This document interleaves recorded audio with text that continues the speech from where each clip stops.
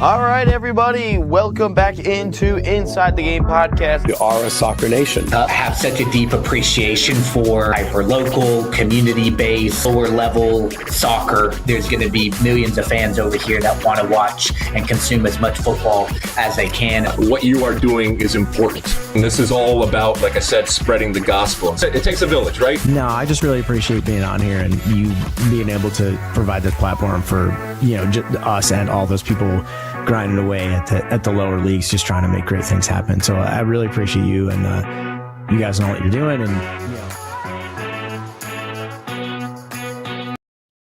Alrighty, welcome into Inside the Game, new episode 336. My name is Ryan Glinsky, James Schofield, our producer in the building, as we've got a very fun show. Final show of the week, no show tomorrow. Just a little bit of news upcoming for next week as well.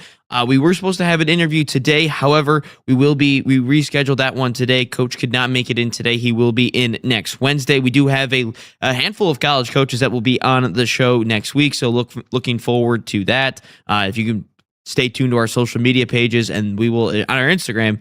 The day before, we do release who we will be interviewing it the next day. So pay attention to that. But we do have a couple of exciting college coaches across America going to be on the network next week. But no, it is an absolute crazy day in soccer. You've got the Fenerbahce versus Leon Matteo Guendouzi type of thing. You guys did not like my video on that at all. I said it was disgusting. I said that you didn't need to do any of that.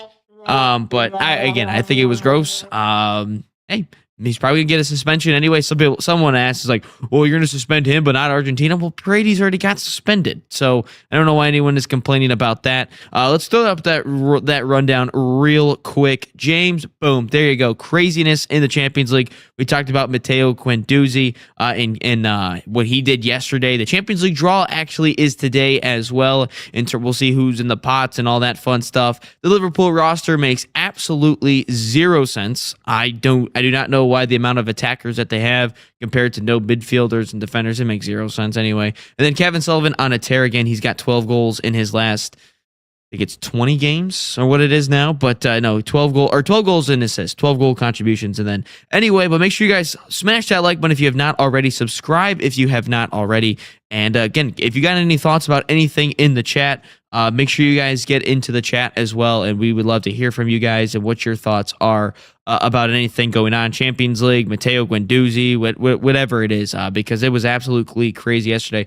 Let's start with the Matteo Guendouzi stuff. We do have some street soccer ball to talk about after the first break, but let's get into the Matteo Guendouzi, Leon Fenerbahce versus Champions League, whatever it was. By the way, shout out to Yaya Toure. He's the first. He's taking the first African team into the Champions League in qualification or whatever it was. Or first African manager, I believe, actually to take them into a Champions League. So shout out to Yaya Toure. But anyway, yesterday, Fenerbahce versus Leon we do have a couple of videos to show you guys as well. But it was a lot of crazy stuff that happened in the game. It was a 2-1 finish for Fenerbahce. They did advance into the Champions League after getting past the qualifying round against Leon yesterday. Now, we're going to start showing some videos here. James, whenever you want, you can throw up any of the videos. There's legitimately no order in which way they go up, or which they go up. But I guess the entire game, Leon and Matteo Guendouzi, the fans were going after each other. And Guendouzi finally had enough. By the way, I'm an Arsenal fan if you're just joining us for the first time. I do not like this guy either way, because what he's done at my club, I don't like him anyway. I actually really rated the guy back in the day, back in, what was it, his first year, which was 2017, 2018, I believe. No, 2018 and 2019 was his first year with the Gunners, and I thought he was a pretty good player, but he's really fallen off since then. But no, he was disgusting act yesterday for what he did. Apparently, during his time at Marseille, I know Marseille and Lyon are rivals, but what he did yesterday did not need to happen. He did not need to, grab his crotch towards the fans. He did not need to go around flipping them off. He did not need to go out there and fight a couple of fans. No, he did not need to do that at all yesterday. But he got the last laugh. He got the victory. They get into the Champions League. That's all that matters. But all I'm saying is, He should be banned a couple of games. I don't think that this man should be. There's the video. This is the first one that I saw yesterday. This is Mateo walking off the field, and all of a sudden, this Leon fan comes in. By the way, shout out that bodyguard right there. Look at that hit. Look at that hit from the bodyguard. Maybe we'll rewind that, but right as it goes in, you see, right as it's about to happen, the fan jumps down. That bodyguard, he deserves a raise. He just destroyed it, that Leon fan. You even see Ederson in there. I believe that's a fan or a coach. I don't know exactly what it is. There was footage from the locker room, like the locker room camera, the tunnel. It was absolutely wild what you saw there. But that is the first look we have. We'll just go back. This is him just taunting everyone and telling me out there. Nathan Ake is like, all right, bro, let's chill, bro. Chill, bro. Chill. And he's just, look at, I just want you to look at the bodyguard, right? He's doing his thing, and then you see the guy jump out. Look at the bodyguard immediately. Right there. Great job. That guy needs employee of the month. That guy needs, that's like plow. That guy needs employee of the month. Like, he needs to be employee of the month for Fenerbahce, because he just saved Matteo Guendouzi right there. Oh yeah, that's absolutely wild what he just did. But no, he saves him right there from Guendouzi getting hit. But then again, there's even some. I think we have another clip. I don't know if we have it, or there's a third one, I believe. Yeah, right after we got this one. Right after this one, there'll be a third. Yeah, but he walks around the entire stadium and just taunts everyone.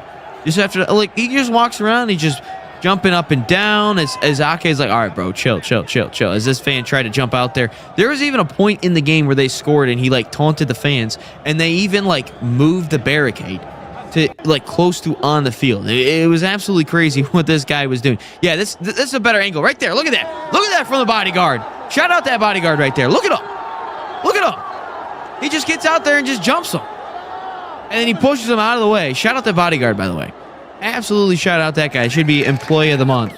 I don't even know his name, but if you have a name of who that bodyguard is, we'll show that one more time. Shout out James, by the way, for getting all these videos up quickly. Just, again, he's just doing his thing. They're like, hey, yo, chill. He's saying some stuff. Bang! Attaboy, bodyguard. Attaboy. But no, that's just the crazy stuff. I've got it. You got the... No, that's not right. That's not his name? Oh. But no, he was absolutely Messi's bodyguard that I'm seeing. Yeah, Messi's bodyguard is insane. These bodyguards are crazy. But no, again, in the game, and it did not need to happen at all. As we do have our first comment here, I'll get you in a second, Dan. Again, continue, guys, get your comments in the chat. But no, this guy should be banned. It is. He did not need to do that. He's probably going to get a couple game ban anyway. He's by UEFA. They're probably going to ban him a couple games. If you're going to suspend Paredes 10 games for that altercation, I think you're going to get a suspension for at least a game or two. I'm not saying ban this guy for life. A couple of you guys in the comments yesterday in the videos were like, ban this guy for life, ban him. No. That's, you don't ban a guy like this for life. You just don't. I think you ban him a game or two because, as they say, like, I mean, there's some very inappropriate gestures towards the fans. But no, if you're Matteo Guendouzi, gotta be better than that. And I get it, you got through anyway. I know there's a little bit of a rivalry between your time at Marseille when you're on. No, we sold you to Marseille. Yeah, we sold him to Marseille. I think he was on loan originally, but then we sold him to Marseille anyway. But there's a reason why Arteta did not want this guy at his club, and it's because he's a hothead, and that's exactly what you just saw. Dan says, in Europe, we see football like a matter of life and death. Sounds childish, but a match between rivals are on another level than a normal one. With times the draw in America, I don't know. By the way, Chapitou, first time he's in, smash that horn for Chapitou. First timer in the chat, so shout out him. The draw is at least noon Eastern time here in the United States. So here in Michigan, it is at 12 o'clock Eastern time. I don't know what it is around the world. You guys can, go off that, but it is off 12 o'clock Eastern time here. Here's what I'll say, Dan, and we have crazy American rivalries. I'm a part of not a part of, but I live through the Michigan-Ohio State rivalry every single year, and even James can attest to. He doesn't even watch college football as much as I do, but he can already attest that's the greatest college football rivalry, the best rivalry in all of sports. Oh yeah. And we've seen the fights, we've seen the mace go out on the players, we've seen it all happen. We've seen fights every single game all the time.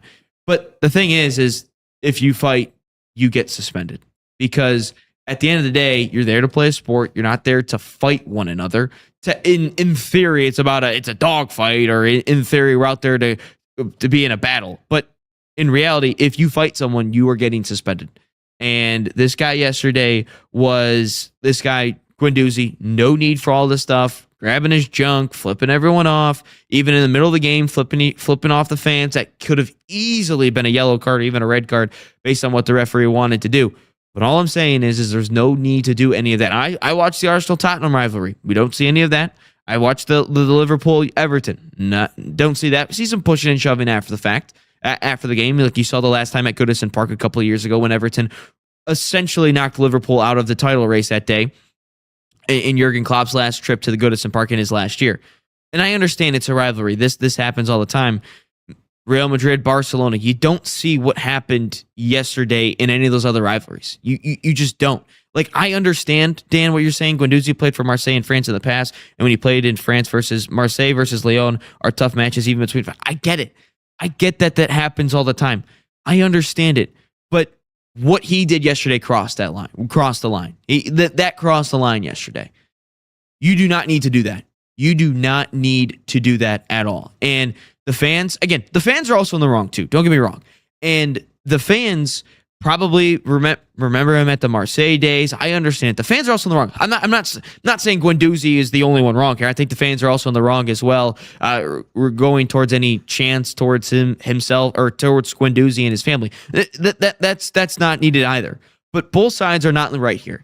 And I think, though, if you're Guendouzi and you fed into it a little bit too much, you got the last laugh. You won the game. You're in the Champions League. Lyon is not in the Champions League. I get it, but there's no need to do that at all. You got the last laugh. Maybe you do some smiles. Maybe you just clap it out. And you can even see the players. Ake is trying to hold him back. They're like, dude, you just won. Let's move on with it. The players are trying to protect Guendouzi, but he's just a hothead. That's why Arteta didn't want him. Matteo Guendouzi is a hothead and doesn't know how to control himself. Saw it in the Premier League time and time again. He's always fighting. He's a good player. When he was bought by Unai Emery back in like 2018, and he started the first game against Pep's Man City side at the first game of the year, he was fantastic. He had a very bright future. But he's a hothead. He doesn't know how to control himself, and he gets himself into precarious situations like you saw yesterday. That man, he should be suspended a game or two. That's the reality of it. But everyone's like, oh, it's fine. It's part of the rivalry. No, that's not part of the rivalry.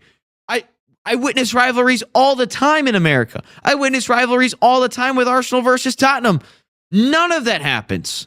Never once have I seen that happen.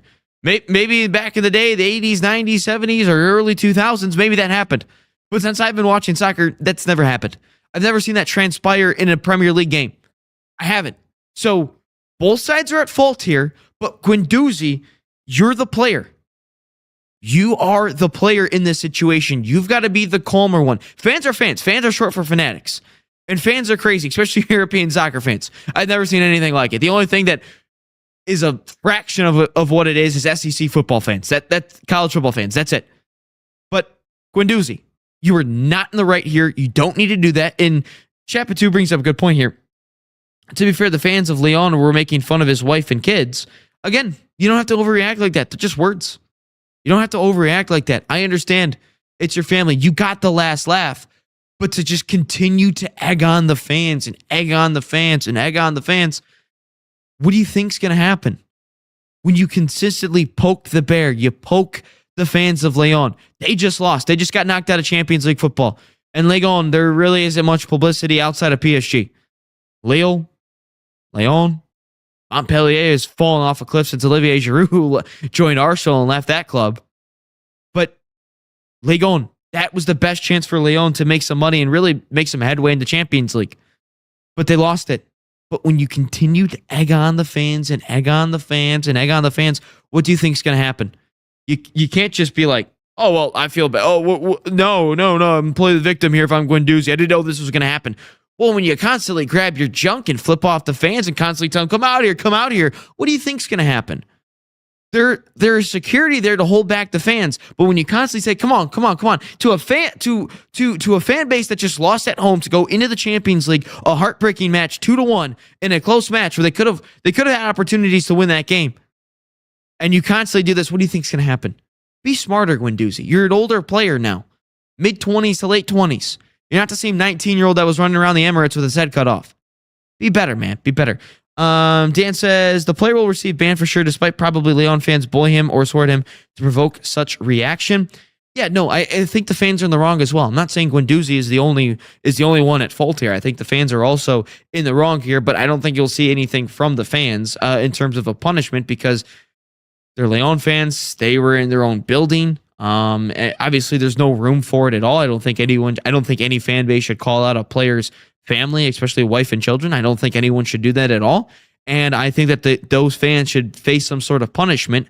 However, I think that since it was at home and it was like they didn't storm the field technically. I know a couple have made an attempt, and I think they should take the right precaution on it, and I think they will. But I don't think anything's going to happen with the fans. But I do believe that they should face some sort of punishment.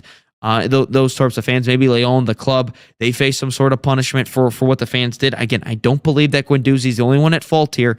However, Guendouzi, you've got to realize that you constantly egging on a riled up crowd. It's almost like you're egging on a riot to happen at this point if you're Matteo Guendouzi.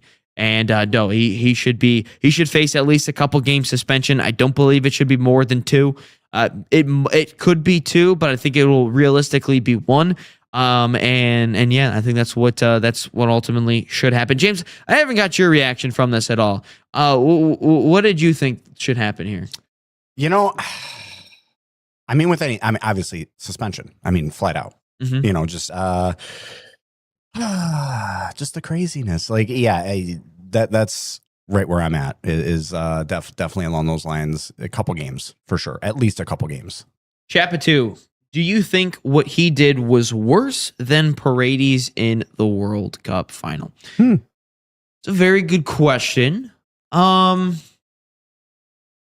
Because if I look at both situations, Paredes was right after the whistle, and he started fighting a dude. Yeah. Guendouzi was like the entire game, and it was just with the fans. It wasn't with any players. So I would probably say no. I think Paredes' situation was worse because, again, you're fighting a defenseless Spain player. James, search that up real quick for me. Who was the Spain player that Paredes hit after the World Cup final? Because it was a defenseless player. He just runs after him, hits him, punches him. I don't think it was a punch. I think he just shoves him to the ground and gets into an altercation. But I think because what Guendouzi was doing, and I said the same thing about I said the same thing back when after. Do you have the name, by the way? Yeah, it would be. Excuse me, Eric Garcia. Oh, Eric Garcia. Okay, gotcha. So a defenseless player as well. So what I said back in the day, I said there was no room for it. I think Paredes should have faced a suspension. I said that Argentina were crybabies back then. I said that. And you guys can go back and rewind the tape if you really want to fact check me there. But I said that about Paredes. But all I'll say is Paredes was just butthurt after a loss and just shoved the player to the ground and didn't need to, and that's what Argentina wanted to do. Again, I really would have liked Messi to step into that situation and say, hey, guys, let's calm down here, Paredes. We just lost the game. Let's relax. Guendouzi's situation is slightly different because there was stuff being chanted towards him. There was insults to his family, to his wife and children. The issue where the problem where Guendouzi gets in trouble here a little bit is the fact that he constantly egged on the fans, where he was, grabbing his junk, making inappropriate gestures. There's a inappropriate gesture towards the Leon fans, something in French. Apparently, that's what I was reading. I don't know how true that is. Good afternoon to you too, Dave.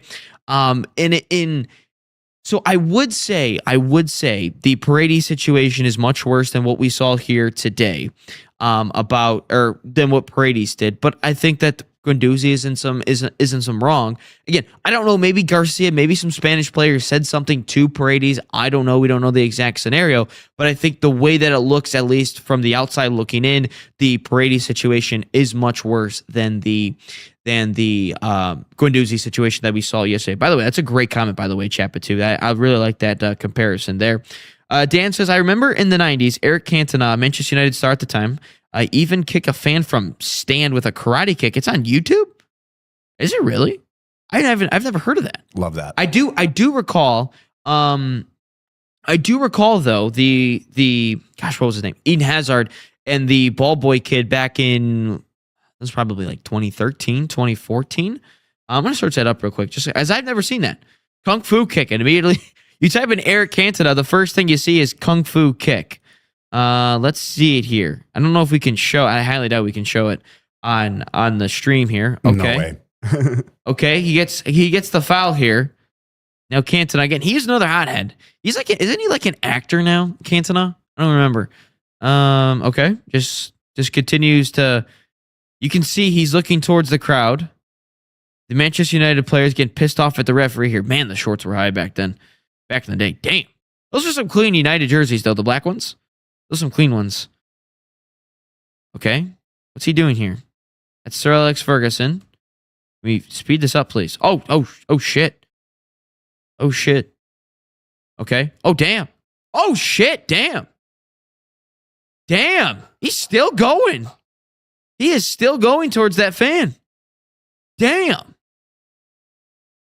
All right, had to get the whole team over there. Yeah, he really did just kick the fan. Wow. Yeah, and they're throwing water. You know what this kind of reminds me of? Not really. You know what this Kung Fu Kick reminds me of, James? Reminds me of What? Malice at the Palace.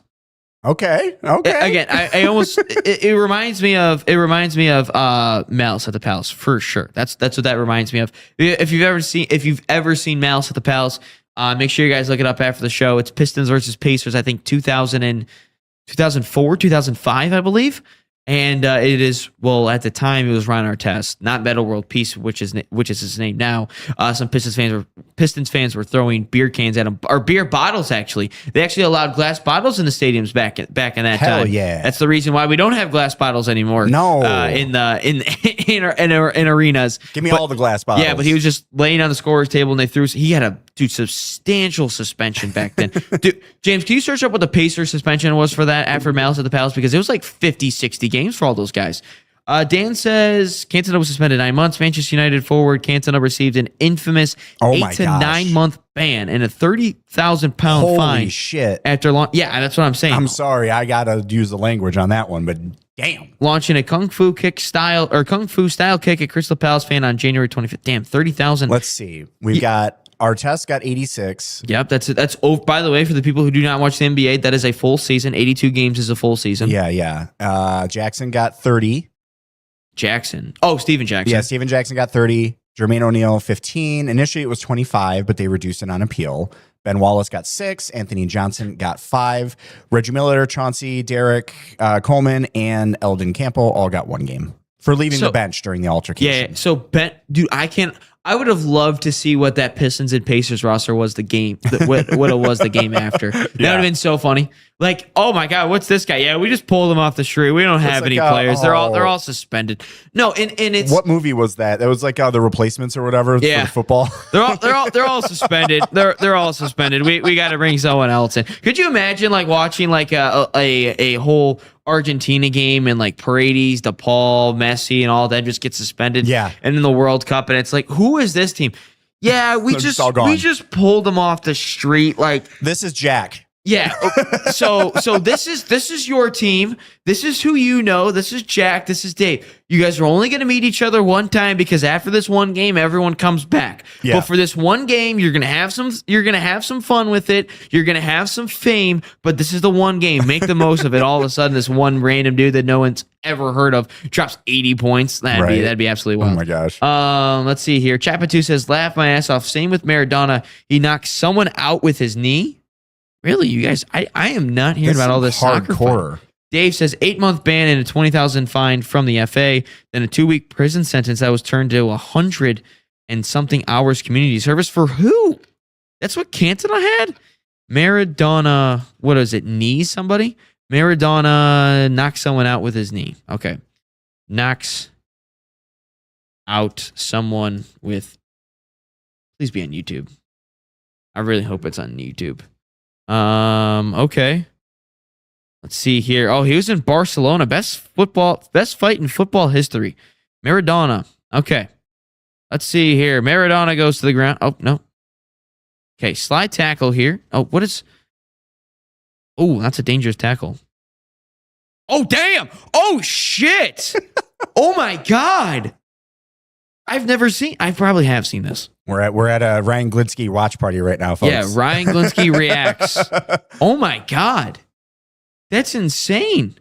Okay, we may have to. Oh my God, that's crazy. What just happened there? Oh wow, man, there are some crazy. Let's during the break. We're gonna take a quick break here as we are almost a half hour in already. Yeah, we've been going. I'm gonna search up the craziest soccer fights, and we're gonna see what they are. Again, I don't think we can show it up on the screen before getting like demonetized and getting like blocked or whatever, but we will. We're gonna look at that. I'm gonna find a list here of the craziest soccer fights, and we're gonna go from there. We're gonna list them out. Maybe you guys remember. Maybe you guys can help out. Again, drop some suggestions as well in the chat. Again, continue to smash that like button. Subscribe if you have not already. Love to hearing from you guys. Love the feedback here early on from everyone. But we're gonna step aside. We're gonna look at the best soccer fights of all time after this. So don't go anywhere. Welcome to the National Soccer Network, your home for soccer. One destination, every match, every moment. Built for players, powered by passion. Live games, highlights, and more each and every day.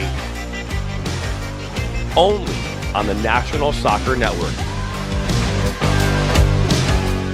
Orange Slices is brought to you by FanDuel. Baseball fans, think you know who's hitting a homer today? Well, FanDuel is giving you a free chance to call your shot with daily dingers. Joining the action is easy. Just make your free pick on who's hitting a home run in their game, and if you're right, you'll get a profit boost to use on your next bet for a chance at extra winnings. You've got nothing to lose and a lot to gain. And don't forget, you can make a free pick every day during the MLB season. It's just another reason why FanDuel is the home for home runs. So are you ready to play your game today? Join all the action on FanDuel.com. That's FanDuel.com to play daily dingers and make your free pick on who's hitting a homer. Play ball and swing for the fences on FanDuel, an official partner of the MLB. 21 and over, select state. Kansas in affiliation with Kansas Star Casino. 18 and over in DC, Kentucky, and Wyoming. Gambling problem? Call 1-800-GAMBLER or 1-800-MY-RESET. In Connecticut, call 1-888-789-7777 or visit ccpg.org/chat. In Maryland, visit mdgamblinghelp.org. In Massachusetts, visit gamblinghelplinema.org or call 1-800-327-5050. In New York, call 1-877-8-HOPE-NY or text HOPE-NY. And listen to Orange Slices, sponsored by FanDuel Predicts, wherever you get your podcast.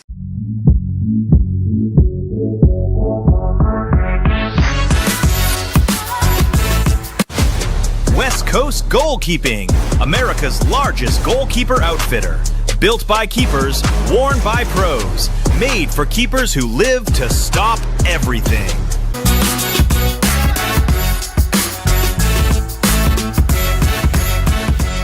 Great game footage starts with Veo. Now a pass deep and up front.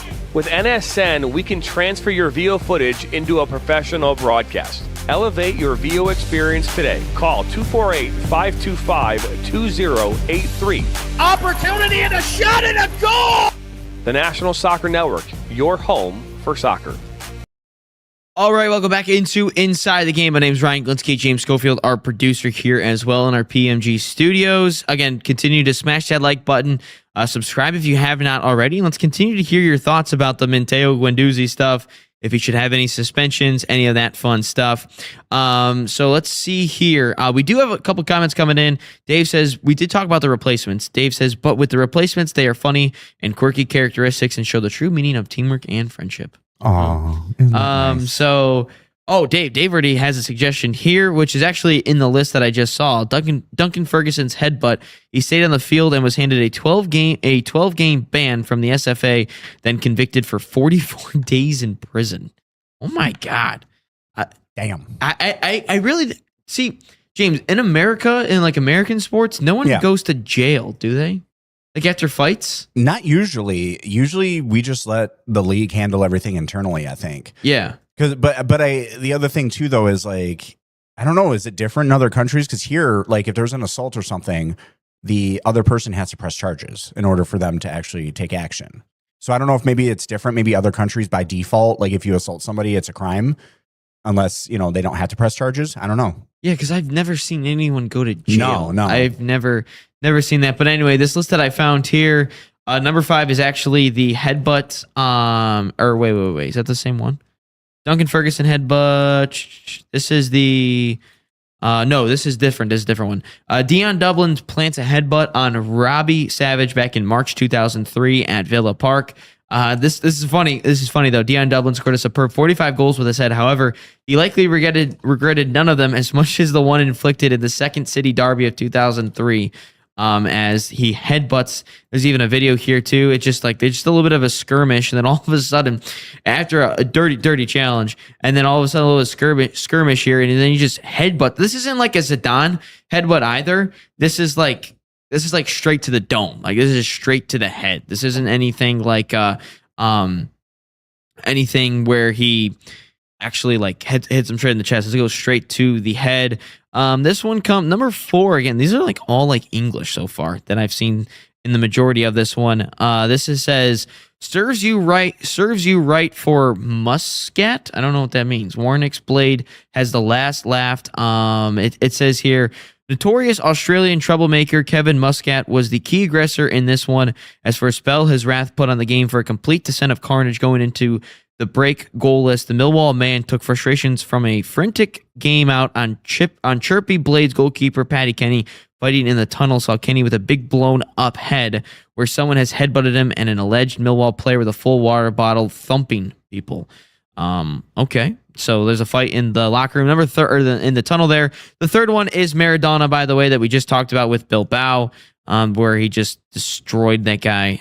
Number 2, Norman Hunter showdown with Francis Lee back in 1975. And this one actually talks about ice hockey. In the phrase "the gloves are off," springs to mind. But there was no different in 1975 when Norman Hunter of Leeds and forward Francis Lee of Derby had a downright fist fight in the middle of the game. There were no gloves to speak of yet. There was a commotion when sparked drives parallels to the ice hockey fight. They just decided, like, dude, I'm not even kidding. Like, this fight, they just like straight up just squared up with one another and just started fighting each other.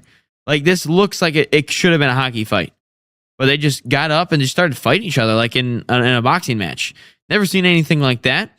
And then number 1 from this list says Graham Souness breaks Lisha Movila's jaw back in 1984 at Anfield. There was a calm with two Newcastle players. They scrapped it out. However, Kieran Dyer and Lee Bauer were getting dragged through media scrutiny that they likely had a Souness highlight reel. So let's see this clip here, as it's just a shoot it. I don't know. This is a long 50-second clip here. Oh my God. Oh my God. That's... Oh, you can't even tell it off screen. Just elbows. Oh, damn. That's gross. Well, that's the top 5. That's the top 5 soccer fights that we've seen here today, here on Inside the Game. Again, continue to get your thoughts in the chat as well. Continue to smash that like button, subscribe. Let's get into the next one, James. I know we wanted to talk about this earlier, but everyone wanted to hear about the fight yesterday with Matteo Guendouzi. But here in the States, as Victor in the chat, first time I've seen Victor in the chat, smash that horn for him. He says, hi, Ryan and everyone. Hello to Victor. Thank you for joining us here on this beautiful Wednesday morning. Greetings from Miami. Okay. I wonder if he's an Inter Miami fan then. Wonder if he's an Inter Miami fan. Gotcha. Well, welcome in. We're up into Michigan. But anyway, street soccer obviously is a big cultural thing around the world. In the U.S., we typically don't have a big street culture or street soccer culture. However, we do have a very big street basketball culture, roller hockey or street hockey culture. James was a part of that back in the day, as he was telling me before the show. Yes, sir. But soccer, there's something going on in the United States as of yesterday. What do you have for us?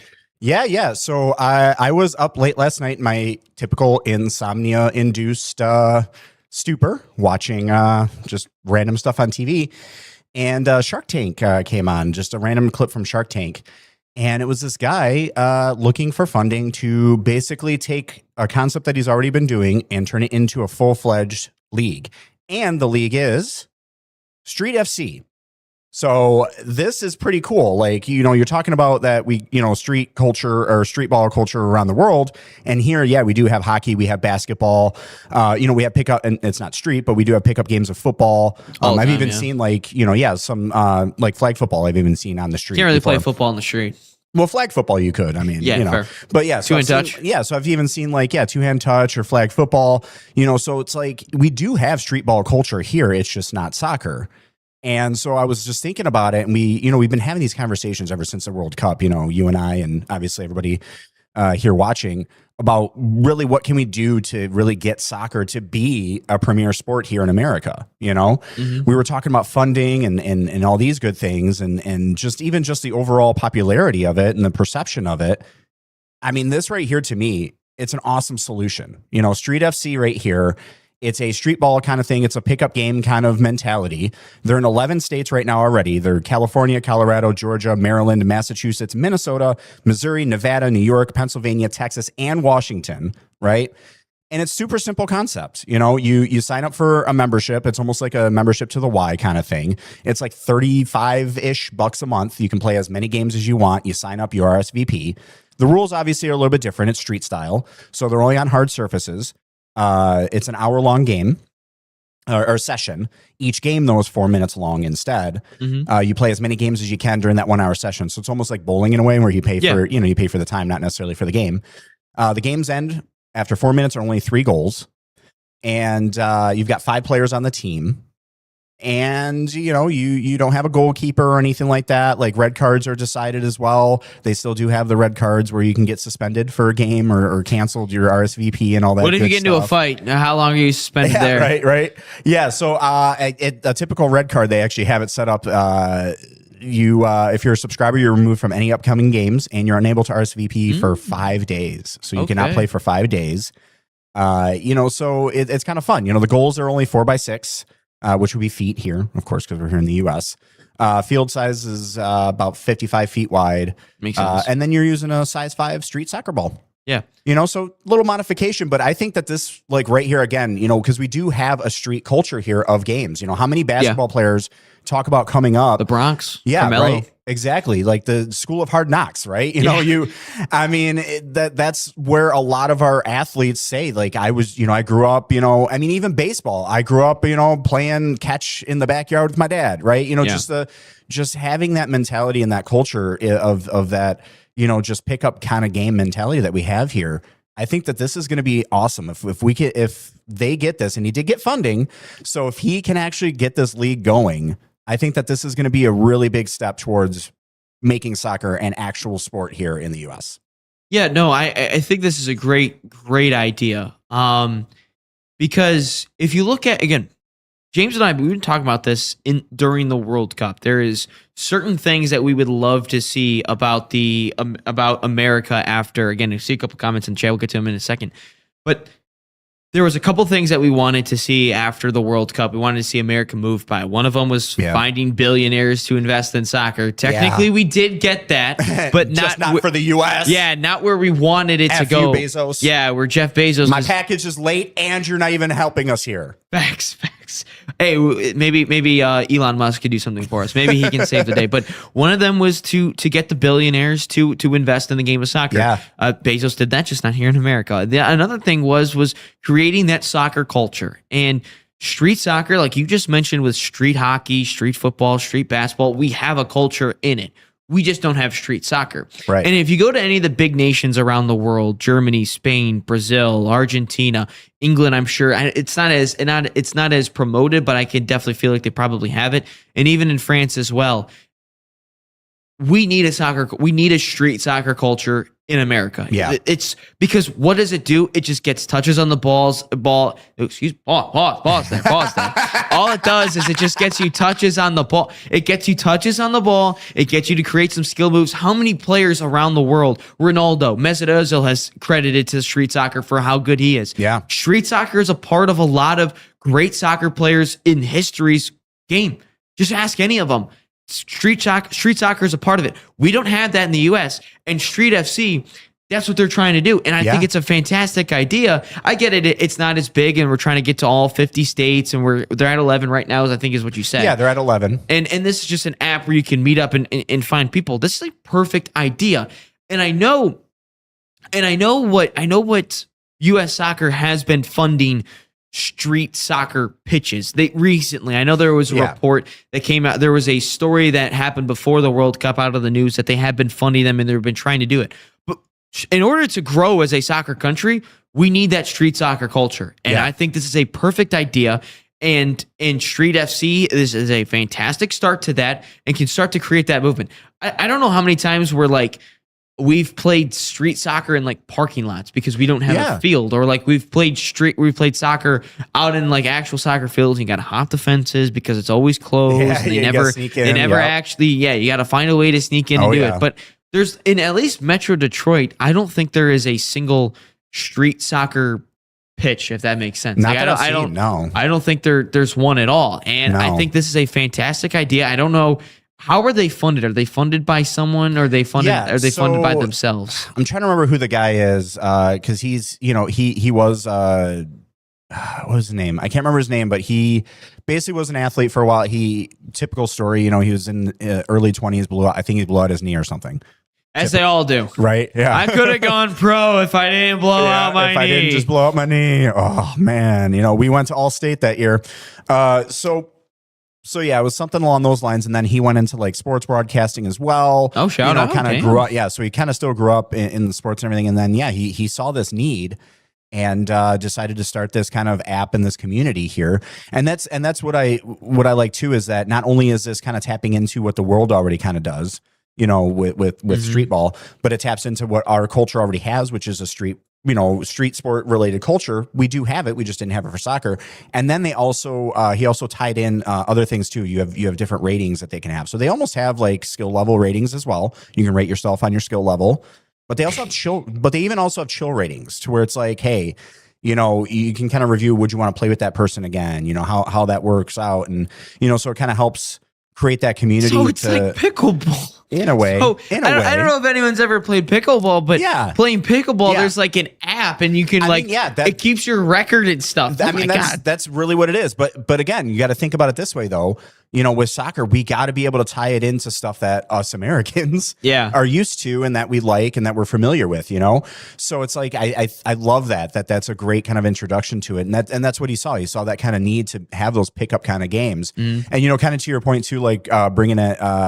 Just finding wherever you can. Nike's actually been helping them out now. So Nike's actually sponsoring things. They actually paid for the stadium, but it's not. I think it's like some basketball court in New York or something like that. Makes sense. That they're paying for. So, and that's kind of what that reminds me of as well, is like, when I see this becoming a league, like he actually wants to turn this into a full-fledged league with a championship, everything, right? Ooh. And so of course it's American. Yeah. We've got to put a league. We've got to make a playoff. Got to have a competition, right? Got to. Yeah. So, but what I like about that too is it just kind of reminds me of like those street ball championships. Where they just kind of grab, whatever random park freaking fenced off, a basketball court that they've got, and they just set up a couple cheapo benches, and there you go. You've got your championship right there. And that's what I'm envisioning. And that's kind of exciting to me. I love that, So a couple of comments coming in. Dave had a good one for the fights, and that's why I like it. He says, 33-year-old Rino Gattuso playing for Milan, squaring up to 64-year-old Joe Jordan, Spurs coach at the time. Hey, it's Tottenham. It's all good. Yeah. Victor likes the idea of Street FC. I see your Mexico comment. We can get to that when we talk a little bit about the USA players. Kevin Sullivan, all that. Dan says street football is awesome sport because team scouts can discover new talents, be brought into their... Too, yeah.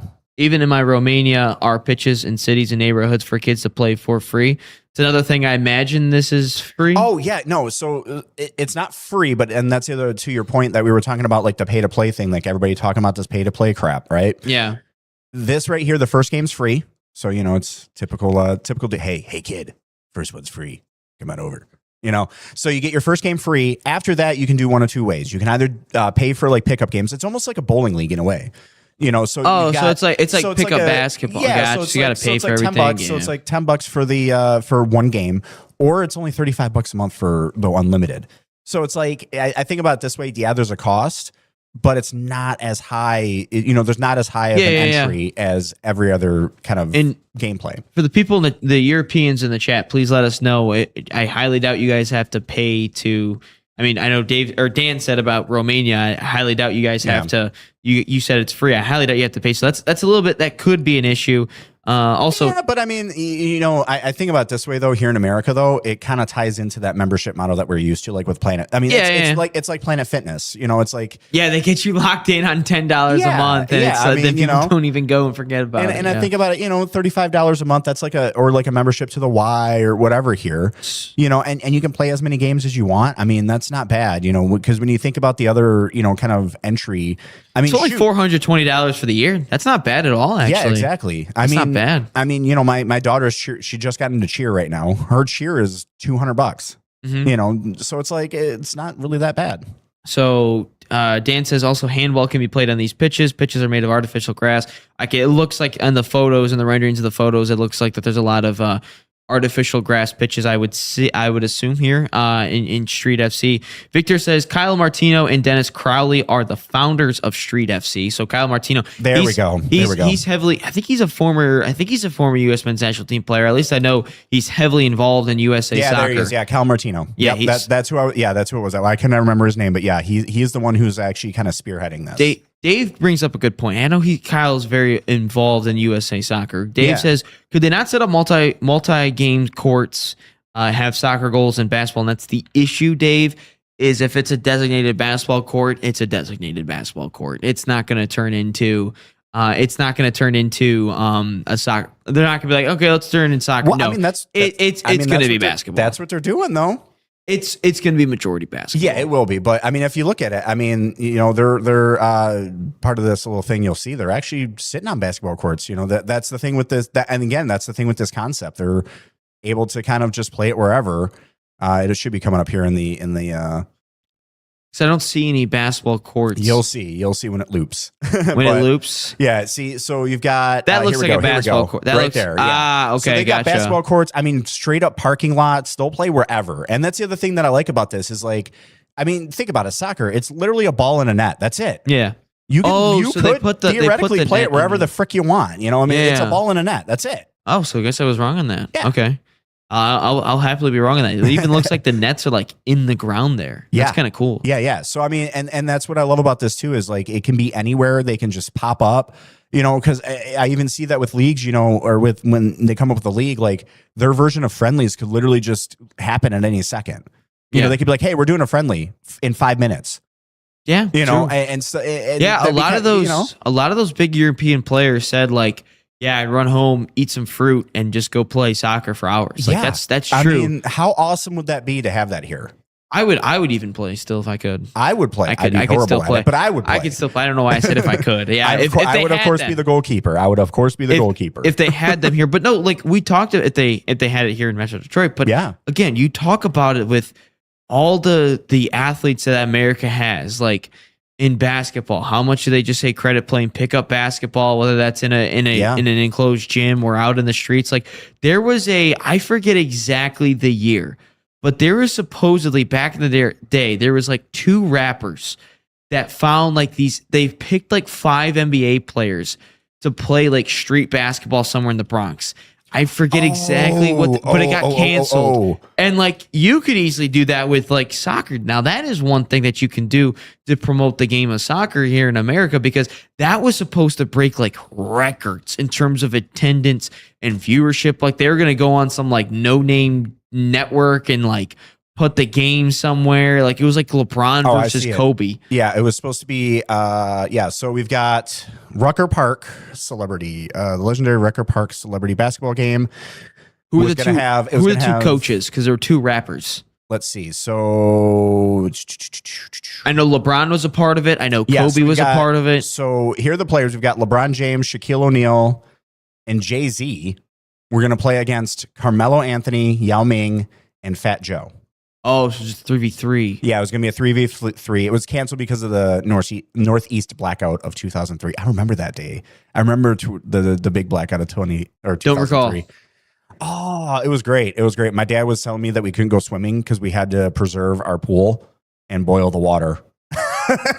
Because like we don't know when we're going to get power again. We have no water pressure. That's going to be drinking water. Don't swim in the pool. Oh, wow. But no, like again.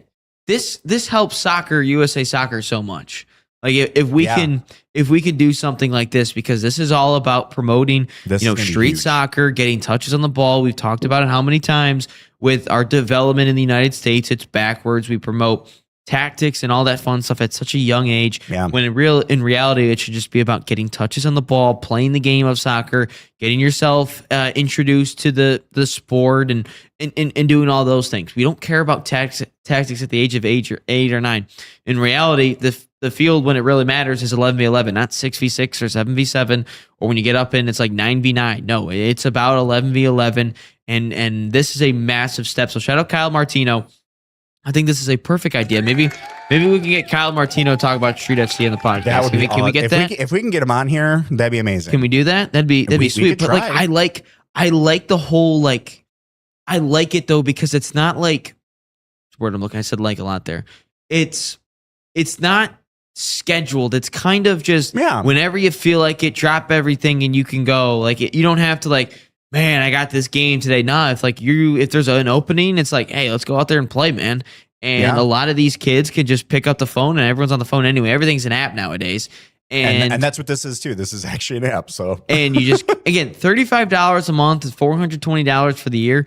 That's not a bad cost. I'll be completely honest. And again, for unlimited, I mean, you think about it this way. Like again, the amount of games that you can play. Yeah, If there's plenty of games, I mean, you think about even development, right, and how much it costs to get into an academy or anything. I mean, granted, this would be again a School of Hard Knocks thing, but there you go. You've got your practice space for $35 a month. And we you can talked practice as much as you want. And I forgot who said it in the chat, but scouts can go to these places now. They don't have to go God knows where to halfway across the country to find this. And everyone's been so upset about, well, we can't find the talent because it costs so much. This is an area where you can find the talent. You can find the talent much closer to home. You have a scout that lives in a city, lives in a nearby city, drives up to the little rink here and the field there, and find some talent that way. So this is perfect for finding it. You even think about it this way too for the scouting, for saving money on scouting. I mean, think about this. This is an app. It's a social kind of aspect. Again, you give other people chill ratings, all of that. So by default, you got to know that people are going to be, posting the plays and posting the highlight reels and stuff on their own from their phones. You're going to have like a million different angles of people submitting that stuff. So now the scout doesn't even need to be there. Yeah, that's true. I mean, they're going to be able to run join tape. the app themselves. They're going to be able to run tape for freaking free. Just all they got to do is pop onto this, onto their app, and there you go. Like, I mean, it's going to be awesome. It's going to be great. It's actually really good. William from Ecuador says hello too. William brings up a good point here, and this is actually, we're getting down like a rabbit hole about USA soccer, but I absolutely love it. Again, this is great. Continue to smash that like button, subscribe, continue to get your thoughts in the chat as well. William brings up a good point here. It seems that both at the college level and on the street level, soccer in the USA is finally starting to put down roots. I exactly. think and we talked about it how many times on the podcast, right?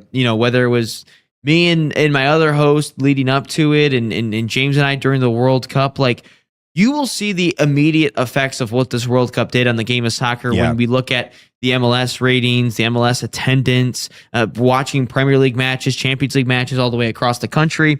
And then you even have there's another one, youth participation in the game of soccer. Yeah. We will not know the full effects of the game of soccer until like 10 years, 10, 15 years. We will not know the full effect of this World Cup till then, because you've got to it's a process. You've got to get everything in place. And we're seeing soccer. They're changing the cycle. Or college soccer. They're changing that cycle to the full year. Women's soccer, it's not, but the men's side it is.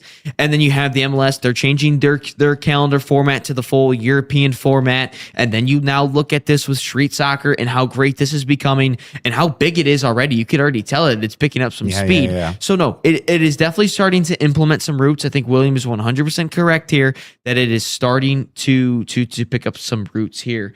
Especially with USA soccer or with the street soccer, because it's all about is our development and our culture, and that is creating a culture that's creating a development. Because again, the college game, you're losing development in the old way because they stop at, if you're very good, you're playing to right around Christmas time. If you're very good, but again, that's very few in between.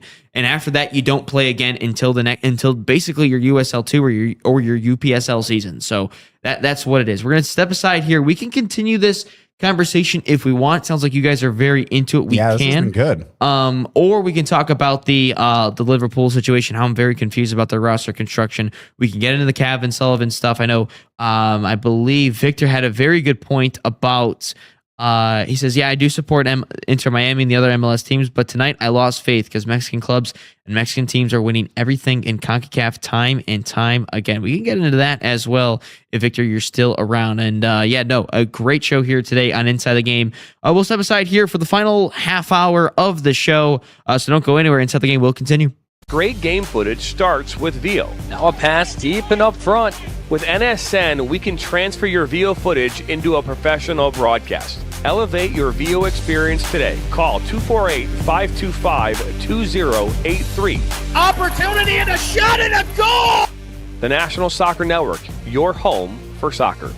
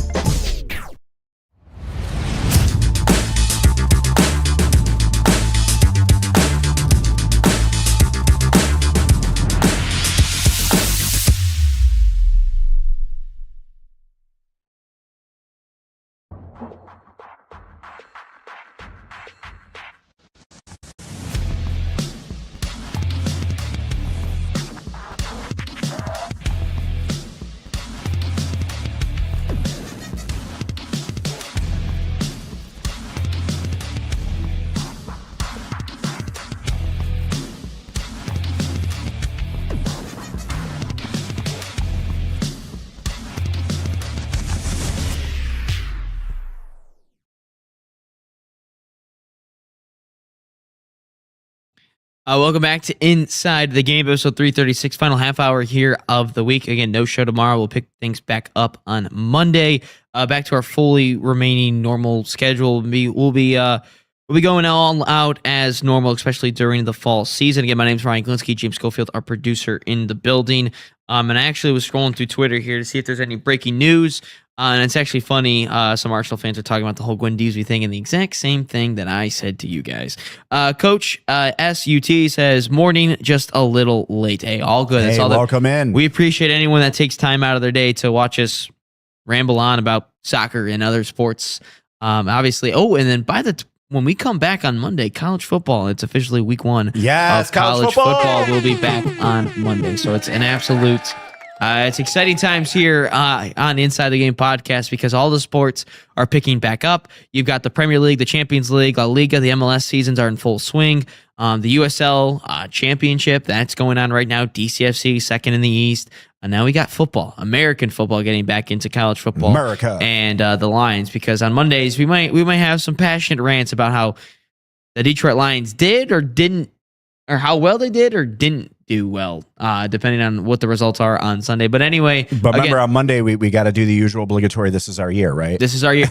Yeah. So not this Monday, not this upcoming Monday, but the Monday after that. That's officially week 1 for the Lions season. That's officially our year. It's officially our year. James and I will be drinking the Kool-Aid for the Detroit Lions. We're drinking the Kool-Aid, 17-0, baby. We got to drink the Kool-Aid, but it has to be spiked because, again, after watching them play, you got to forget. Yeah, it is quite interesting. But anyway, if you are just tuning in for the first time, make sure you guys hit that subscribe button, hit that like button, and continue to get your thoughts in there. We did talk about the whole Guendouzi situation, we got the top 5 fights in soccer history, and we did talk about the whole street soccer culture that is going on here in America, and we absolutely love it with what's going on. We can talk about that. We can continue to talk about that conversation if we want. But yeah, I was actually going to mention too, like Dave actually came in on the comments about that, saying he grew up playing on concrete, ash, and grass parks. Worst, it's on the actual street and just dodge the cars. Oh wow, that sounds horrible. I just remember the in Wayne's World, that's what they do. They're playing hockey on the street and like car. They gotta move the nets. Game on. Yeah, no, I've been a part of that as well. Every time. Yep, that was me too. Gotta wait for it all. But We no. did that with kickball too. We actually did kickball in the street. But anyway, we can get into sounds like we're gonna get into the Liverpool conversation now. But no, I think it's great that I think it's great that it is starting to move on here, and we're getting that street soccer culture going on because hey, that's where it all starts, right? That's where all the big nations around the world do it. So why not us, right? Anyway, the Liverpool squad, Liverpool has just bought Bradley Barcola out of PSG rather for 120 million. The left winger is making the move from the back-to-back reigning Champions League winners now into Anfield and Liverpool. That's Areola's first true big signing that he has made, and I'm very confused by. Again, I think this is not a knock at Barcola, but I think Bradley Barcola is a very, very fine signing for Liverpool. By the way, actually, no, we skipped the Champions League draw, didn't we? Okay, here's what we'll do. I mean, you could keep talking. Here, watch. Here's what we'll do. Hold on. Through the magic. We will do the Liverpool talk real quick. We'll wrap up with the Champions League draw, and then we'll get into question of the day. There you go. We made it work. There we go. I am the graphic man. I do what I want. We just switched them. Shout out James. We'll talk about the next 10 or so minutes here on the Liverpool thing, and then we'll get to the Champions League draw. I know Dave, if he's still in the chat there, he's probably going to be ecstatic at the fact that Celtic is in, I think, pot 3? I think they're in pot 3 or pot 4. I forget exactly what. But anyway, Liverpool, Bradley Barcola, 120 million. And this is where the Liverpool roster makes no sense. Because if you look at it, Liverpool has spent 460 million on their attack. Ekitike, Isak, Bradley Barcola, and now Florian Wirtz. Defensively, they're shaky at best. They've lost Konate. They lost Andy Robertson this season. Their center backs, I mean, what? Virgil van Dijk, 35 years old. That's it. Kirkesh and Frimpong were very mid last year defensively. They brought in Araujo on loan. That's fine. But again, there's really no depth at the center back position, and especially in that backline position for Liverpool. Then we look at the midfield imbalance. They haven't spent any money on any midfielders so far this year. They've lost Curtis Jones this year, one of their midfielders. All they have so far is McAllister, Szoboszlai, Ryan Gravenberch, and Harvey Elliott. Again, those are fine players, but when you're competing in the Premier League, you need a very deep midfield.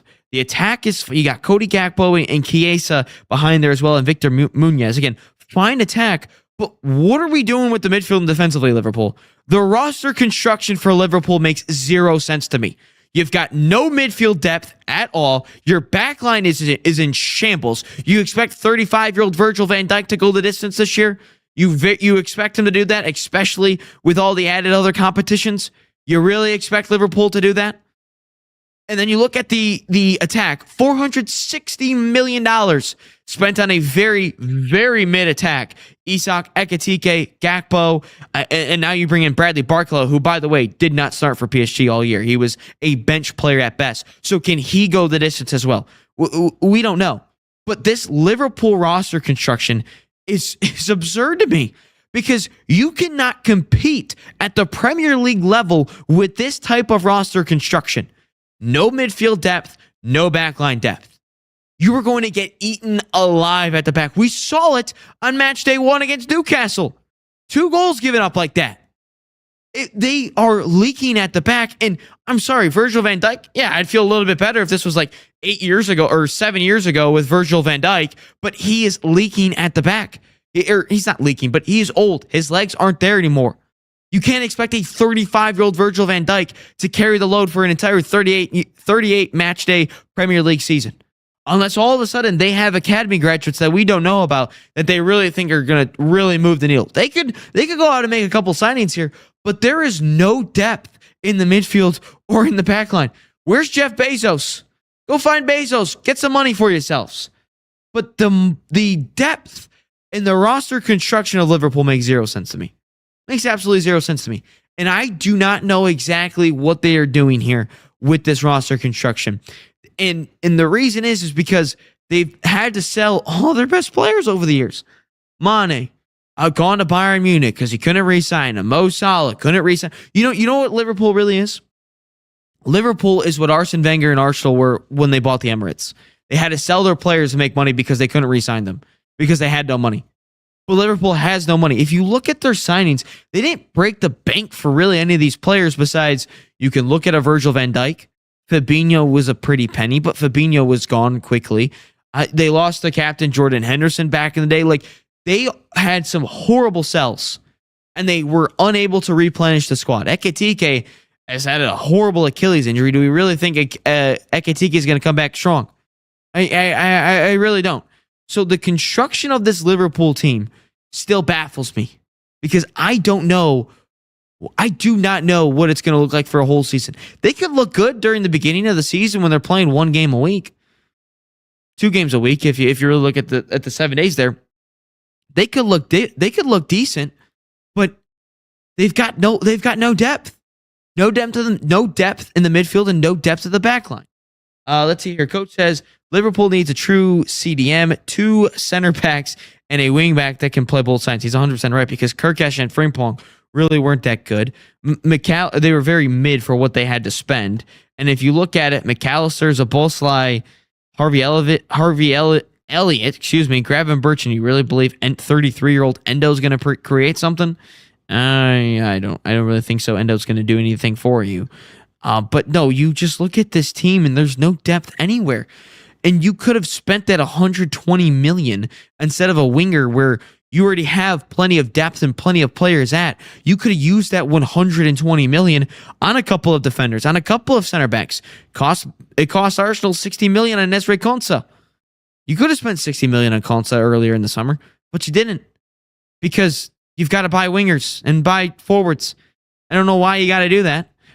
No, Liverpool's team, the roster constructions make zero sense. They probably need like 7 players, to be honest with you. Let's take a look here. So they got here's what they got here. They got Rio, Munez, Ekitike, Gakpo, Chiesa, Isak, and then you got Gravenberch, Elliott, McAllister, Szoboszlai, Wirtz, Araujo, Frimpong, Shimitas, Bradley, Kirkes, and Van Dijk and Gomez. So you've got 14 players? 15 if you count. Yeah, that's that. And Barkley will add another one to 16. They have a paper thin roster.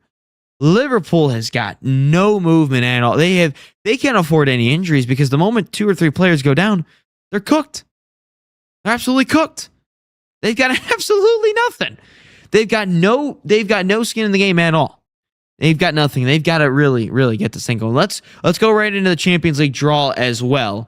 Let's take no break here. Let's go straight into the Champions League draw that happens today, noon o'clock Eastern. I said noon o'clock, didn't I? Can you even say that? Can you even say noon o'clock? Noon o'clock? I'll allow it. Can you say noon o'clock? Okay, let's go. Let's go noon o'clock here, Eastern time here in the United States. That's when the Champions League draw will happen, which, again, we'll show the pots here in a second. But, man, I miss the old Champions League format a little bit because it made these draws mean a lot more. Because you look at the draws now and it's all about like it's the league phase. You play X amount of games no matter what, and if you finish in the league phase, I like the old table format. I really did because then you could have had a group of death. You could have had like a team where like, man, they really got the easy draw here, and like it'd be interesting to watch. Now it's just like you're just looking at the schedule and you're just looking at who they got. I really miss the old Champions League format. If you really miss the Champions League format, drop that in the comments down below. But let's take a look at those pots here for the Champions League that happened here today. I think there's 4 pots in it. Obviously, you finish in the top 8 in the league phase. You go into the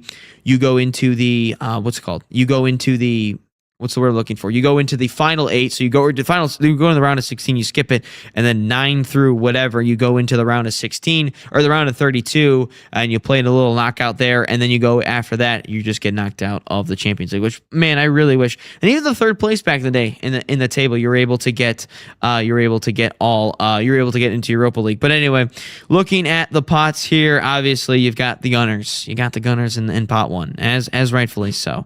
But in pot 1, you got the reigning champs PSG, Bayern Munich, Real Madrid, Liverpool. Again, what did I say with their depth? Inter Miami, City, Arsenal, Barcelona, Atletico. Pot 2, as you can tell there, the big names are Aston Villa, which they could be cooked. Manchester United, Dortmund, Real Betis, who's really made some headway recently. Pot 3, the big names in that one, Bodo. Bodo is back in it. Bodo, shout out Bodo. They were the Cinderella, which they absolutely choked in the round of 16 last year. Lyon, who they just fought with. What's their name? Fenerbahce. And then you've got pot 4, Celtic. That's the big name. And Como, shout out Cesc Fabregas. Como, I think he's going to be an Arsenal manager one day. But no, you look at the pots there, can get your thoughts in that one as well. Dan says, I agree with you. I regret the old format of the Champions League with 8 groups times 4 teams each. Yeah, and they played each other twice. And then if you finish in first, you got seeded here. Very easy seed 2, you get seeded there. Third place to go down into Europa League. Coach says, you should talk about my mom's team, Middlesbrough, the 4 American signings. They have made some incredible American signings recently. What, Berhalter, Aiden Morris has been there already. Arston, he's been there, and I don't know who's the other ones. I know they signed like a youngster recently for Middlesbrough, but anyway, no, I'm excited to get the Champions League going. And because it's not as exciting to see the schedule though, because I like the pot I like the pot format. When it came to the table, that's what you saw in the World Cup, and that's what you saw with the World Cup or the Champions League draw back in, I think it was like February or March last year when we reacted to that on the show. But you look at it, you're looking at a schedule. You play 8 games. I believe it's 8 games. UCL League format games. How many do you play? I think it's 8. It is 4 home, 4 away. And again, you've got to face 2 opponents from each pot, 1 home and 1 away, giving 4. And then you have to, which would mean, I believe then, you're still getting some good matchups. Don't get me wrong. But no, I think Celtic are into the Champions League. Is that an old graphic then? When did I find that graphic? When did I find? Because I saw Lyon in there too, and I thought they got knocked out as well. Let me find the real one. I was confused about why Lyon was in there. So appreciate that one coming in from Dial Chem, and give him a horn for the correction that he just gave us there. Is it? Let's see here. Let's see if is there a good one here. Does 433 have one? No, appreciate it. That's what I thought that was I didn't think that they were all in there. And now for some reason our Wi-Fi is just not working here because nothing's loading. Good job, network. Listen, Good job, don't network. diss the network. It's not the network, it's you, Ryan, okay? It's just me. By the way, as a producer, I'm also the IT man. This one should have. Is this the right one? No, it's. Do I not have I just don't have a right one, do I? You're failing, Ryan. I guess. I guess I just didn't have the right one. Dang. Yeah, is what it is. Whew. On that one, but no, it's again. I would really like to see. No, I did see the whole Celtic one, so appreciate the correction there from you guys. They were knocked out. They were up 4-0 on aggregate. I think they won the first match 3-0, and they went up 4-1, or they went up 4-0, or they went up 1-0, and they were up 4-0, and then they lost 5-1. Shout out to Celtic. There was some very shady stuff that happened at the end of that Scottish Premiership season with Celtic. The one with the throw-in that it was like offsides, and the opposing team scored on it and it wasn't offside. So there was some shady stuff that happened to Celtic. So that makes sense. Berhalter, Arfsen, and Puskás. Thank you. So that Aiden Morris is already there at Middlesbrough. They're which is weird. It brings me up to this point too. The other day, pivoting from the Champions League for a second. The other day, Tim Howard said that the American soccer player is disrespected a ton in Europe. And I would agree on that standpoint because he was talking about the Ricardo Pepi situation in terms of the Fulham deal collapsing, I think once or twice. I don't know the exact number of times, but he said no one ever came back from. But if you're another European player, you come from another country, that team will come back for you. Like that team will come back. Appreciate all the corrections, by the way, guys. Linz is in the Champions League, Celtics in Europa, Austrian LAS, where the Americans play, beat Celtic. Appreciate it, guys. Appreciate all the corrections. I just had the wrong one, I guess. I thought it came out last night. That's why I thought about it. But no, appreciate all the corrections. But Howard brought up a good point, though. that the American player is disrespected, and I would agree to some extent, because you look at players like Weston McKennie, who has constantly said he's like, yeah, I'm on the chopping block every single season, despite playing every single position, showing up all the time, never injured, and I have to constantly earn my spot every single year. And then you look at what's his name?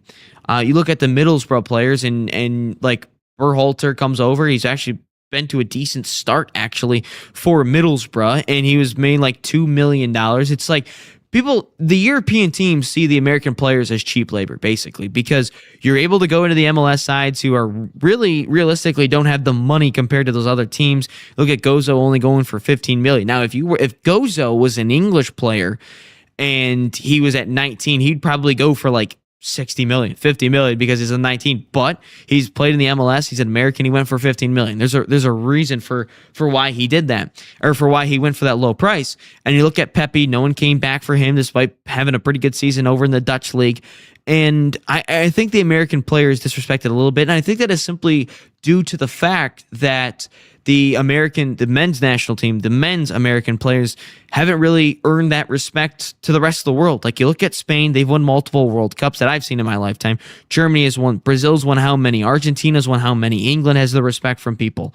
But they haven't made that headway on the international stage yet. And you thought maybe with like the likes of Pulisic going for like 50 million or whatever it was from Dortmund to Chelsea, that would start to change a little bit. But realistically, it hasn't happened yet. And I think they're starting to make a little bit of headway. I think they're starting to earn a little bit of respect. But an American player going for $2 million all the way into the championship from the MLS, that's a little bit of a. I thought Berhalter probably, especially with his performance in the World Cup, I thought he'd go for at least over like 5 million, maybe close to like, I don't know, at least over 5 million. I thought maybe a little bit closer to 5 million, but that just wasn't the case. He went for 2 million. And I think that the American player is starting to earn that respect, and you're starting to see a couple of players like the youngsters and Kevin Sullivan, who's going to be going over to Manchester City, 12 goal contributions in his last 20. Sullivan's been fantastic recently for the MLS. But you look at a lot of these American players, and I just feel like there's a lot of disrespect over there. And Tim Howard and Dempsey said it himself too, that he always felt like he always got the short end of the stick in terms of, who gets put out on the starting 11 rather compared to this player. Even though I'm producing for Fulham, I'm scoring goal after goal. And I think Dempsey's like one of their highest goal scorers of all time in Fulham's club history, I believe. I could be wrong on that, but I think he's definitely up there. And it is just struggling just a little bit. It is a little bit hard to see them that the American players just aren't getting that respect that they deserve. William says, I hope George Bello and Samuel Anderin, I don't know how to pronounce it, will be called up by Pochettino, just like George Campbell, the new West Brom Albion. Yeah, that looks actually. So James gave me the updated pot here. I saw Coach says he's got it, but we got it updated. Appreciate it. Where'd it go? Oh, gotcha. Okay. James is in my ear. I thought you guys could hear James, but James is just in my ear. We've got the updated pots. Appreciate it though, Coach, and appreciate all you guys in the chat for Dan and everyone, and Dial, all you guys there. You guys are appreciative of the correction there on the pots. I guess I had it wrong, so apologies there. Dial says, you actually make a good point there. I don't think the USA has ever produced a world-class player. Some great players, but no world-class player yet. Yeah, no, I think the closest one to world class would be probably McKennie or Pulisic. Flo Balogun, I think, a little bit as well. But again, he's not an American player. He was produced in the Arsenal Academy. He was produced amongst the English ranks. He's not an American born. He was technically born in America, but he did not grow up in America. And then Malik Tillman, that's another one, born in Germany or grew up in Germany. So a lot of our American players aren't world-class yet, and Pulisic getting close to it. Again, maybe we get close with Kevin Sullivan. Maybe one day he becomes that world-class player. for us. Real quick, let's get into those updated Champions League draws. Pots, you got PSG, Bayern, Real Madrid, Liverpool, Milan, Inter Milan, that is, City, Arsenal, Barca, and Atletico. Still no news really on Julian Alvarez and where he's going to go with Atletico Madrid. They did say that it looks like the only spot where he could go is Arsenal. I said that the other day, and reports this morning were saying that the only spot he could go is to Arsenal. Pot 2, you see Dortmund there, Villa, United, Club Brugge. That's where we bought Zolas from. Good player there. Eindhoven, speaking of Ricardo Pepi and Serginho Dest. Pot 3, you've got Bodo, as we said. Where is... Yeah, no Celtic at all in this one. This is we're getting off to a better start here on this one. Como, I do believe though that one day Cesc Fabregas, he's doing a phenomenal job over in Serie A for them, all the way from Serie B into the Champions League. Cesc Fabregas is having an absolute start. There is LASK, and then Fenerbahce is in pot 3 over Leon. We got a couple of comments coming in as well. He thinks Pulisic is close. I don't know if Pulisic is necessarily close to world class, but again, I think as Americans, we kind of demote him down a little bit in terms of the rest of the world. Dan said, Bodo, yeah, Viking, dude, Norway is making some headway, man. Breaking news coming from the Carbon. He says Liverpool have reached an agreement with PSG for forward Bradley Barcola for around 140 million euros. So that puts him at 480, almost 500 million spent on that attack alone. And I think that attack is rather mid, if I'm being completely honest with you guys. I think that attack is rather mid for Liverpool, but no, it is. They've spent a lot of money. Again, they do have Jeff Bezos money now, or at least partial Jeff Bezos money, as he is a minority owner. But again, you look at the USA players around there, and again, Kevin Sullivan, as we talked about. Look, there's been Eric Palmer Brown. He's been in the Manchester City Academy. He didn't do anything. Just because you're at a big academy doesn't necessarily mean you're going to pan out. Look at Eric Palmer Brown. I don't even know where he's playing at now.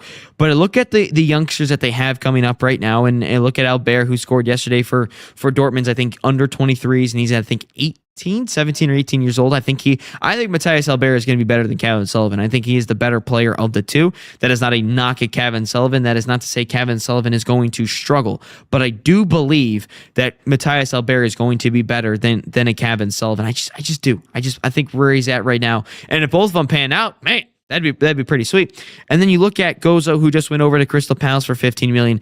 Now the next hope is that hopefully that a Julian Hall or an Andre Mehmeti, a Peyton Miller, a Neil Pierre, they can eventually take that next step here in the next couple of months, and they can now go overseas and make that big money move into the Premier League or La Liga or whatever it is. But I do love the fact that these American players are going through the MLS academies, and the MLS teams are getting some money for producing these academy players and then going overseas and getting that money. Let's see. William says, I just read that El Paso authorities just declared August 24th Ricardo Pepi Day. Why they Ricardo Pepi Day? Is that his birthday or something? Why do they do that? Americans are gaining traction over the last decade overseas. Makes you wonder why MLS isn't scouting our cities, huh? The USL just sent 2 American players to the scout.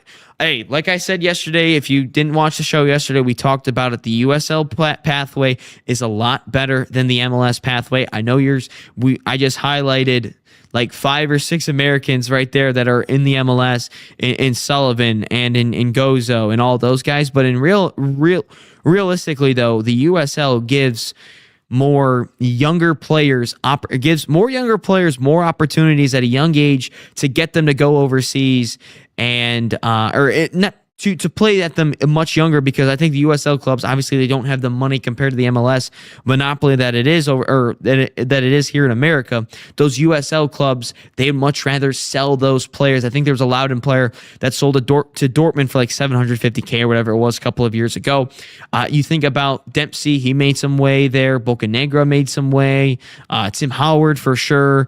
Donovan, not so much. Altidore was on Sunderland, but he didn't really do a whole lot. Michael Bradley played a handful of years with Roma in Serie A, but No, the pathway for the USL, it's a lot more forward as well. It's a lot more clear when it comes to that pathway. I think the MLS pathway, it's a little bit more confusing because you've got all the different MLS Next, MLS academies, and if you're looking at it from the standpoint with the MLS being the highest paid league or the highest league in this country, what are they trying to do? They are trying to win at all costs, so they are going to buy a little bit more senior players. They might buy some more 30-year-olds rather than give those youngsters an opportunity. And if you look at the team where a lot of these players are coming out of, the Philadelphia Union and the New York Red Bulls, the only reason the Philadelphia Union, they're giving these kids opportunities is because they sucked at the beginning.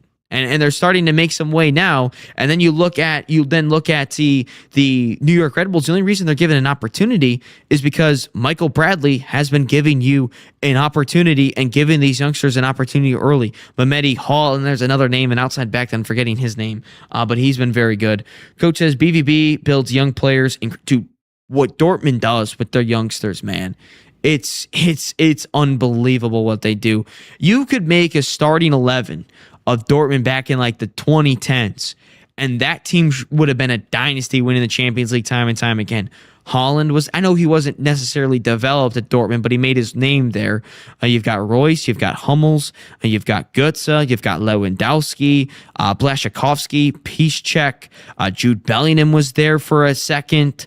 Like that team, that Dortmund team was unbelievable, and they made their way to a couple of times in the Champions League final. I know they lost to Bayern Munich the first time. Gundogan was another name there, and then they lost most recently to Real Madrid, I think three years ago. Yeah, right before PSG won back-to-back Champions Leagues. But yeah, no, let's get into question of the day here, James, in the final 4 minutes or so here on our Inside the Game podcast for the week. Yeah, let's do it. All right, so this one I'm genuinely interested to know. So, Ryan, picture this. You're stranded on a desert island. I got to ask, you only have one ball. What ball is it? So, if I go, again, hockey, I can't use a puck or a ball. Well, I mean, you can still bring a puck. You know what I mean? Like yeah. What ball? Yeah. Football, I can't really play catch with anyone. Baseball, I can't play catch with anyone unless I'm just hitting the ball elsewhere. Golf, oh yeah, Baco, that's a good point about Mkhitaryan. Yeah, because he went to United and then went to Arsenal. It's really just, and I'm not just saying it because it's a soccer podcast, but I mean, it really is a all sports podcast. Yeah. But I mean, soccer, it's the only ball that I could use by myself. Like if I'm just stranded on the island by myself, it's just a soccer ball because that's the only one I can use by myself because I can juggle it and do skill moves with it and just like punt the ball straight up or something. But like football, you need someone else to play catch. Baseball, basketball, I need a hoop. I can't really dribble the ball on sand either. So that's just what I would just say is probably just a soccer ball. Okay. Well, what if you got a full-fledged team? You're all stranded. You're on your way to the championship and your plane crashed. What game are you playing? What's the only game you'll be able to play for the rest of your life? Soccer would be fun. Football would be a lot of fun. It'd be soccer or American football, to be honest with you. Because, again, I'm never a big soccer in the sand type of guy. And I've played soccer in the sand. I'm not a big soccer big fan of that. I also don't really want to make up goals. So I'd probably say football, American football. Because you can play two-hand touch, and I just watched Top Gun Maverick recently, and they played it. Yeah, I mean, well, they had to, and they to get the team there. So I would probably play football as a team, but if I'm by myself, it'd be a soccer ball. But no football though, because you get two-hand touch, you could still technically tackle on the sand. True, but no, I would do an American football if it was a team thing. Well, quick side note with Maverick, can we all agree that Top Gun Maverick is literally just Top Gun again? That's all he did was do the same movie. Yeah, but it's America. It's America. It was so good, though. Fuck yeah. It was so good, though. I loved it. Like, because, yeah, that flag football, I'm just singing, hey, with the boys. Yeah, exactly. But they just didn't play volleyball this time. But no, it was a very good movie. Don't get me wrong. I see a couple of comments. We'll get to those. We'll wrap up those comments here. But yeah, I'm going football or baseball. Football or baseball. Yeah, football or baseball. I mean, in baseball, if I got teams. But yeah, football or baseball for me. Yeah, I see your comments. We'll get to those in a quick second. But no, it's just an American. They got the fighter jets. They get the then you tie in the F-14s, you tie in that it's Goose's son, like it's just a movie that like you probably could have made it anyway, and you probably could have made it like worse, and you still would have like, you could make another Top Gun movie in like 10 years, and you'd be Tom like, Cruise damn, can make all the Top Gun movies, and I'll watch every single friggin' one of them. because it's so sick, man. They're so cool. Yeah. Carmen says, transfer news. Tottenham Hotspur has announced the signing of Omar Mamouche, initial season long loan with a £60 million obligation to buy.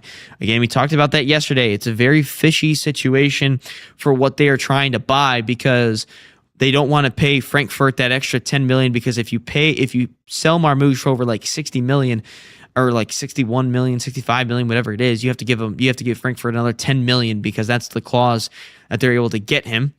Also, Dave says our UCL list is I wrong. tried. It's whatever. I tried. The Champions League's confusing, man. We'll figure it out. As long as Dave, we'll post the correction on Monday. Arsenal's going to win it anyway. That's all that matters, Dave. That's all that matters. Arsenal will win it anyway. That's all that matters. And then Dan says 3 Romanian players in the MLS now. Attacking midfielder for St. Louis City SC, Luis, probably got Montanu. And then we've got Enes Sali out of DC United, and then there's a winger for FC Dallas. So Romanian players. Can you guys bring back the bleach blonde look? That'd be pretty cool. The Slim Shady look, the not so Slim Shady look when you guys did back in the World Cup back in like 1990 or whatever it was back in the day. Yeah, no, Dave, we do know we got the UCL list wrong. He's probably well behind us on the show, but we eventually updated it. Oh, Celtic, yeah, because he's mentioning Celtic. Never qualified. Dave's a big Celtic fan. I forgot about that. I'm just kidding. He's not a big Celtic fan. But anyway, that's going to wrap up Inside the Game here on this beautiful Thursday. This is the final day. There it is. I'm not going to be able to pronounce that properly, so I don't even want to try.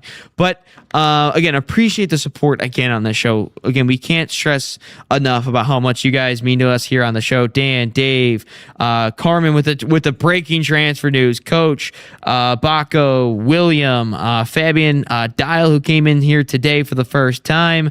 Fabian has been normally in the chat as well. Swiss Michael typically in the chat. Victor, he came in for the first time here today. And if there's anyone else, what's his name? Chapatu. Appreciate you guys as always here in the chat, because without you guys, we don't really have a show, because no one would want to tune in, but we appreciate you guys so much on the show. We'll be back Monday. Again, new time is, still 9 to 10:30 as we'll be doing, but Monday we'll be back to the 5 days a week. No show tomorrow. I'll be out. I'll be gone.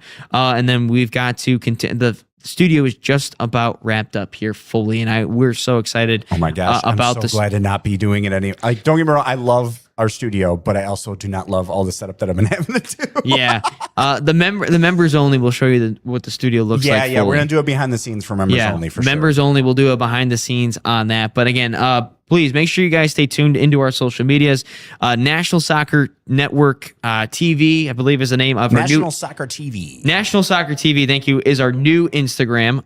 Because someone got rid of the old. Someone ruined the old Instagram. I don't know who did that, but new Instagram. New Instagram. Make sure you guys drop a follow there. We're almost at 500 followers on Instagram. TikTok, Nationals. I think that's also National Soccer TV as well on Instagram. And make sure you guys subscribe here on YouTube as well. But until Monday, which by the way, next week we do have a handful of college coaches that we will be having on the network and for an interview. So again, make sure you guys tune in next week. Stay locked into our social medias. But until Monday, so long. All right, everybody, welcome back into Inside the Game podcast. You are a soccer nation. Have such a deep appreciation for hyper-local, community-based, lower-level soccer. There's going to be millions of fans over here that want to watch and consume as much football as they can. What you are doing is important. And this is all about, like I said, spreading the gospel. It takes a village, right? No, I just really appreciate being on here and you being able to provide this platform for, us and all those people grinding away at the lower leagues, just trying to make great things happen. So I really appreciate you and you guys know what you're doing, and